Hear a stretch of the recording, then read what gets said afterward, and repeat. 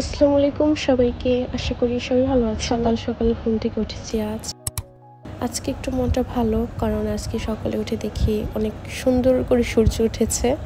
এখন তো সূর্যের দেখা মিলেই না, প্রতিদিনই বৃষ্টি হচ্ছে। সো সকাল সকালে একটু ফ্রেশ হয়ে আমি আমার ব্রেকফাস্টটা তৈরি করছিলাম। আজকে আমি আমার ব্রেকফাস্ট নিজেই তৈরি করছি, কারণ আজকে আম্মু বাসায় নেই। সকালবেলা আব্বু আম্মু মিলে বাজারে গিয়েছে বাজার করার জন্য, সাথে আমার ভাইও গিয়েছে। সো ব্রেকফাস্ট আমারই তৈরি করতে হচ্ছে, সব কিছু আম্মুই করে গিয়েছে। আমি জাস্ট আমার ফ্রুটটা কাটছিলাম। এটা হচ্ছে গাছের পেঁপে ছিল। আমার গাছের যে কোনো জিনিসই অনেক ভালো লাগে। অ্যান্ড আম্মু সব কিছু রেডি করে গিয়েছে, আমি আমার মন মতো নিয়ে আমার ব্রেকফাস্টটা রেডি করছিলাম। অনেক দিন ধরে কিছু জমানো জামা কাপড় ছিল, জমতে জমতে অনেকগুলো হয়ে গিয়েছিল। সো সেগুলো গোছালাম। এরই মধ্যে আকাশ আবার মেঘলা হয়ে যায়। আমার মেঘাচ্ছন্ন আকাশ একদমই পছন্দ না। আমার আব্বু আম্মু বাজারে গিয়েছিল, সো এখানের ক্লিপ তো আমার নেওয়া হয়নি। আমার ভাই হচ্ছে আমার জন্য ভিডিও করে রেখেছিল, সো আমি আপনাদের সাথে সেগুলোই শেয়ার করছি। এটা হচ্ছে অনেক বড় একটা বাজার। এখানে সব কিছুই হচ্ছে আমার কেনা দামে পাওয়া যায়। অনেক ভালো সবজি থেকে শুরু করে সব কিছু পাওয়া যায়। ফাইনালি আব্বু আম্মু বাসায় আসে। আব্বু হচ্ছে 2টা মুরগি কিনেছে। আমি জানি না এই 2টা মুরগি নাকি দেশি মুরগি। এরপর হচ্ছে 2টা হাঁস নিয়ে এসেছে। অনেক দিন ধরে আব্বু বলছিল যে হাঁসের মাংস খাবে, অ্যান্ড আব্বু চাচ্ছিল যে এটা বাসায় রান্না করা হোক। সো আব্বু হাঁসও নিয়ে এসেছে, মুরগি নিয়ে এসেছে এবং ফ্রেশ কিছু সবজি নিয়ে এসেছে।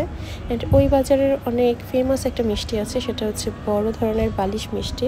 সো সেটাও নিয়ে এসেছে। এই মিষ্টিটা দেখতে যতটা সুন্দর, খেতেও ভালো, বাট আমার কেন যেন এর টেস্টটা একদমই ভালো লাগে না। আমার একদমই ভালো লাগে না।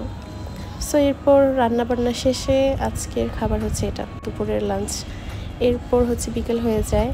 বরাবরের মতোই দুপুর থেকে বিকেল পর্যন্ত আমার কোনো ক্লিপ নেওয়া হয় না, কারণ এরকম কিছু আমি করি না যে ক্লিপ নিব। বিকেলবেলা আম্মু হচ্ছে আজকে লুচি বানিয়েছে। আম্মুর লুচিগুলো এত পারফেক্ট হয়, এত অনেক সুন্দর হয়। আম্মুর এটার ভিতরে হচ্ছে আম্মু ডাল দিয়েছে, সো এটা খেতে আরও বেশি মজা লাগছিল।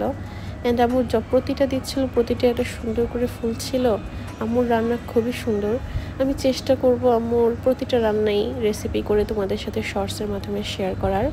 আশা করি তোমাদের কাছে অনেক ভালো লাগবে। দেখেছো কীভাবে ফুলেছে, প্রত্যেকটাই এত সুন্দর করে ফুলেছে। বাই দ্য ওয়ে, তোমরা জানো আমি ডায়েট করছি, সো এইসব খাবার আমি শুধু দেখতেই পারবো, খেতে পারবো না। So in the meantime আম্মু বানাচ্ছিল আর আমি একটু টিভি দেখছিলাম। রিসেন্টলি এই গানটা আমার বেশ ভালো লাগছে। সো চলো আমি আমার ডায়েটের জন্য রাতে কী খাই সেটা তোমাদের সাথে শেয়ার করি। আমি মোস্ট অফ দ্য টাইম আমি স্যুপই খাই। বাসায় যে কোনো সবজি থাকলে সেটা দিয়েই স্যুপ বানাই। মাঝে মাঝে টেস্টটা খুব ভালো হয় আর মাঝে মাঝে ভালো হয় না। আজকে হচ্ছে টমেটো, এরপর হচ্ছে গাজর আর পটল নিয়েছি। কম্বিনেশনটা খুবই উইয়ার্ড, বাট আমি ট্রাই করতে চাচ্ছিলাম যে কেমন হয়। বাট তোমরা অবাক হবে যে এটার টেস্টটা খুব ভালো ছিল। আমি এখানে শুধু লবণ আর একটু চিলি ফ্লেক্স ইউজ করেছি। সাথে একদম যখন এটা প্রায় হয়ে আসবে তখন আমি পেঁয়াজ ইউজ করেছি, কারণ পেঁয়াজটা একদম গলে গেলে আমার ভালো লাগে না, একটু নরম হলে ওটা খেতে আমার ভালো লাগে। এরপর এখানে অরেঞ্জ জুসের সাথে আমি কিছু ধনিয়া পাতা দিয়ে মিক্স করে রেখেছি। এটা যখন হয়ে যাবে তখন এটা স্টেন করে আমি ওটার উপর জাস্ট ঢেলে নিব। এতে করে এর যে ঘ্রাণটা এটা খুবই ভালো আসে, আমার খুবই ভালো লাগে। অ্যান্ড অরেঞ্জ জুসটা অবশ্যই ইউজ করবো, এটা খুবই মজা লাগে তখন। এটা প্রায় শেষ, আমার রান্না হয়ে গিয়েছে, এখন স্টেন করে নিব। স্টেন করার পর এটা দেখতে কিছুটা এরকম লাগছে, খেতেও বেশ ভালো লাগছিল। ডায়েটের খাবারগুলো ভালো হয় না, বাট এটা বেশ ভালো ছিল। এরপর আম্মু হচ্ছে আমাকে পুডিং বানাতে বলে, কারণ আমার একটা আন্টি আছে প্রতিবেশী, সো তাকে দিবে। সো আমি অনেক মনোযোগ সহকারে পুডিংটা বানাচ্ছিলাম, কারণ আম্মু যখন বলে কাউকে দিবে তখন আমার প্রতি অনেক প্রেশার পড়ে যায়।